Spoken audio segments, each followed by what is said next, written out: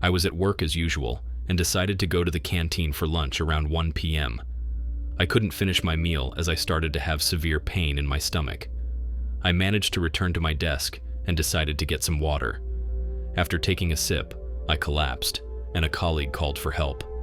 I was conscious during this whole time. The cramping and subsequent pain increased, and an ambulance was called. After initial checks, I was taken to a local hospital. My manager accompanied me, as I had no relatives nearby.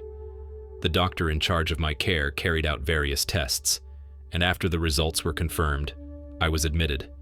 I was told that I had 3 specks of kidney stones, which they would observe and, if required, would be treated later. My daughter arrived with some of my personal things, and my manager left at this point. Throughout the day, I had regular checks, and as the pain was increasing, I was given additional painkillers via an intravenous drip. At this point, I also started to have a raised temperature and nausea. I was taken into an observation room and kept on the drip. A doctor would come regularly to check on me. They wouldn't give me any other medication in case this aggravated the kidney stones. It was getting late, and my daughter left with my niece, whilst my sister-in-law stayed behind. We were chatting generally about the family and work when I started to vomit. My sister-in-law asked a nurse to give me something for the nausea. In the meantime, I told my sister-in-law to call my brother to come and pick her up as it was getting very late. By this time, it was coming up to 10 p.m., and I knew she had come straight from work and hadn't eaten anything. She called him and waited in the room for him to come. The nurses and doctors were meeting outside the nurses' station for a shift handover. I remember saying to the nurse my nausea was getting worse. She informed me that she was not able to give me anything until it was cleared with the doctor, and this meant I had to wait until the handover was completed. At about 10:15, the doctor who had been treating me during the day popped his head into the room to say he was leaving and wished me well. He had instructed the nurse to give me anti-nausea medication via the drip, which would help ease the nausea. My sister-in-law was standing to the right side of me, and the nurse started to inject the medication into the drip line. While she was doing this, I turned to my sister-in-law to tell her that it was okay for her to go as my brother had phoned her that he was parked downstairs. I remember this to be the last clear instruction I heard or gave. Slowly, my eyes began to draw closed, and I felt heavy. My breathing was getting slower. I felt limp and unable to move at all. I was extremely heavy. I remember me being pulled away, out of the bed, but my physical body was lying limp. At this stage, I could still hear everything, but could not acknowledge or move. I can see the nurse pushing the alarm, but not with my eyes. It was as if I was looking at her from somewhere else. It wasn't working, and she was screaming at my sister-in-law to go to the room next door and push the alarm. I remember the nurse trying to give me oxygen, but the equipment was faulty. I could see so many people around me frantically doing things to me. A lot of noise, a lot of movement. I was in the middle of all of it, but not there at the same time. I remember hearing the doctor shouting my name aloud, and his name, telling me to stay with him. Someone kept flashing something bright in my eyes. I wanted to blink, but couldn't. I just wanted to sleep. I kept trying to sleep, but the doctor and nurse kept shouting loud to stay with them. I heard another nurse say the heart was in cardiac arrest, and they started resuscitation. They punched my chest with an injection. I kept thinking that this should hurt, but it didn't. I couldn't feel anything, just felt extremely tired, heavy, and sinking. There was so much confusion. I could see everything, but not from my body. I can't explain where I was, but I was not in the body. I have no concept of where I was in the room.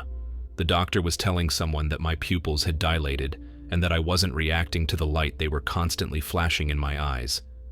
I saw a female doctor or nurse, don't know who, do the same. I wanted to blink but couldn't. Then someone was pinching me very hard on my inner arm, thigh, and collarbone. Again, I wanted to move but couldn't. Then I heard the doctor say that there wasn't enough oxygen getting to my brain, and they would have to break the nasal bone and insert a tube straight to the brain and get oxygen to my brain like that.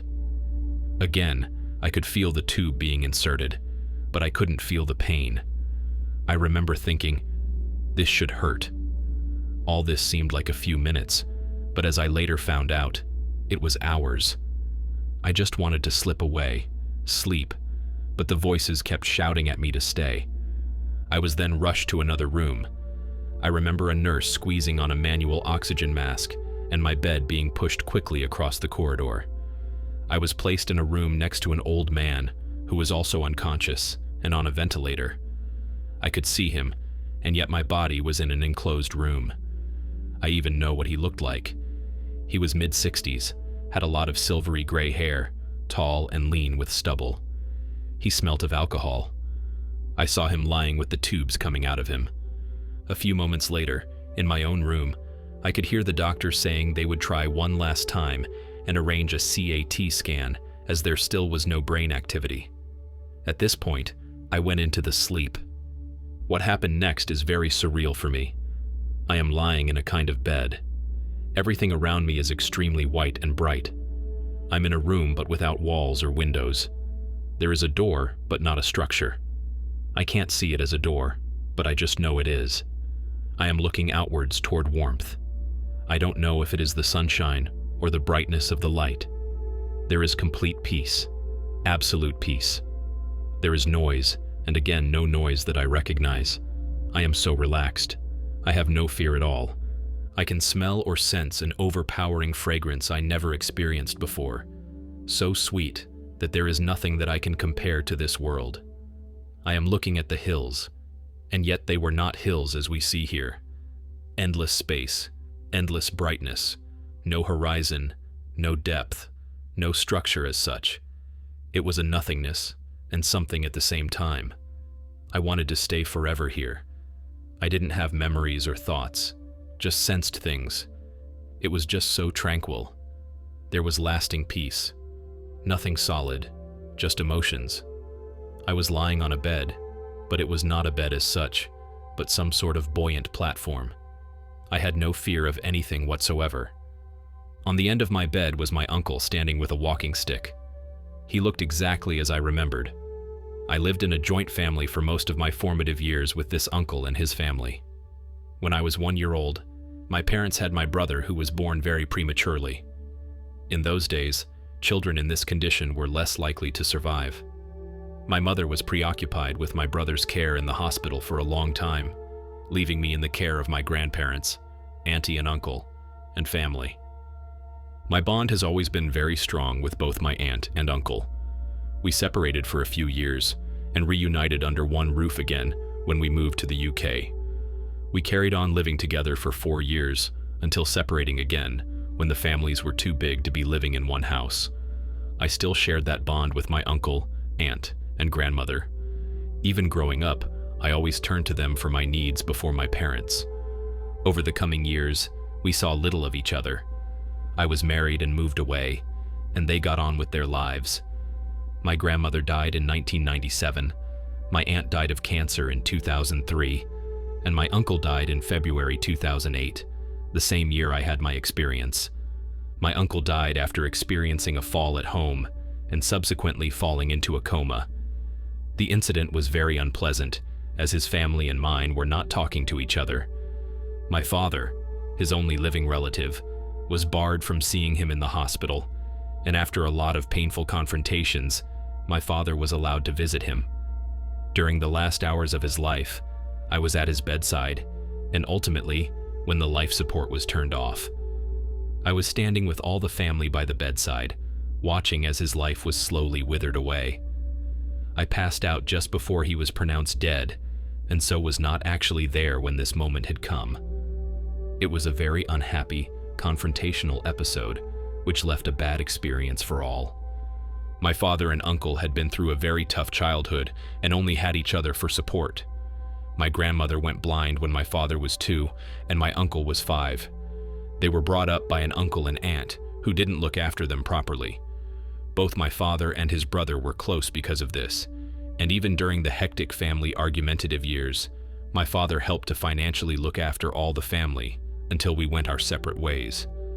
So for my father to be barred from seeing his brother was a very painful experience for all, and I always felt that my uncle somehow was not happy about it either.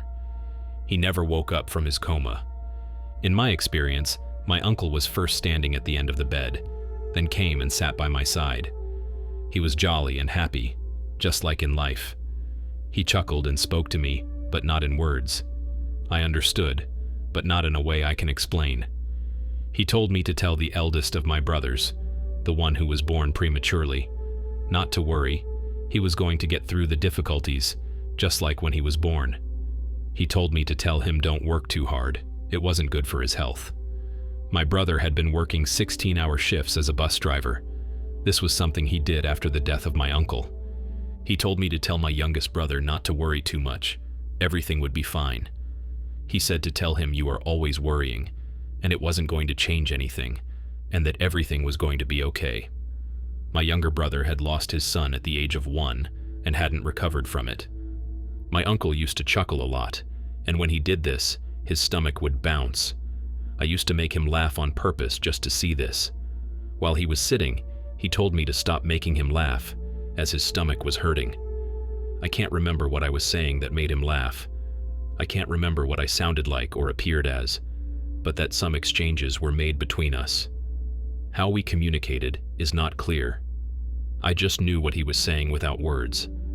That's all I remember of him, except that he felt very peaceful and comforting. He did not give any messages to his own family at all. I wanted to stay there with him, or at least in this place. I finally remember coming around and feeling very, very, very angry. I didn't want to come back. I was so angry with the doctor. I didn't want to come back. Why did he bring me back? All I could think of was, I didn't want to be here, and I was so angry. I was in and out of consciousness and can't remember anything else.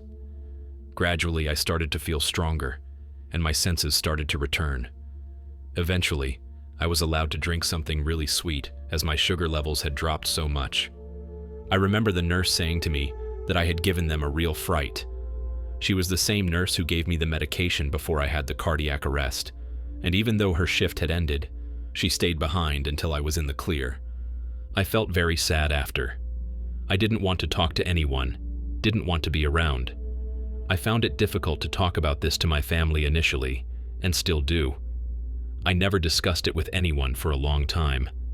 There were times when I doubted myself, but I know I experienced everything, especially as I had big painful bruises to show for it from when the nurses were pinching me to see if I would react. The whole episode did change my outlook on life. I'm more tolerant and placid. I am detached from worldly things with a different view regarding life and death. I am calmer and positively relate to all my experiences. I want to tell people my story now, but I'm still apprehensive about how people will see it. I have no fear at all of dying or death. I am actually looking forward to it. I feel I'm more mature about things, especially problems to do with health. I don't feel an attachment to things in the way I used to. If something goes wrong, I deal with it in a positive way, even if the outcome is not good. I encourage myself and my family to live life, but not in an extravagant way. I am very religious now and practice Islam. This is the core of my existence, even though I didn't experience meeting angels or God during my experience. I feel I have a purpose to fulfill. I don't know what it is, but know that there is something. I have blind faith and feel that there is something much more, much better waiting for us after death. I am so looking forward to experiencing that feeling again and find that to me, being alive is not a blessing, it's a burden. Had it not been for my faith and responsibility toward my children, I might not be around today. That's how coming back to this reality has affected me. One of the permanent ailments I have been left with from my whole episode is I now suffer from epilepsy. This was the direct result of brain damage due to not receiving adequate oxygen supply to the brain during cardiac arrest. That's it for today's experience as always. Let me know what you think in the comments below. Until next time, stay safe and continue to be blessed.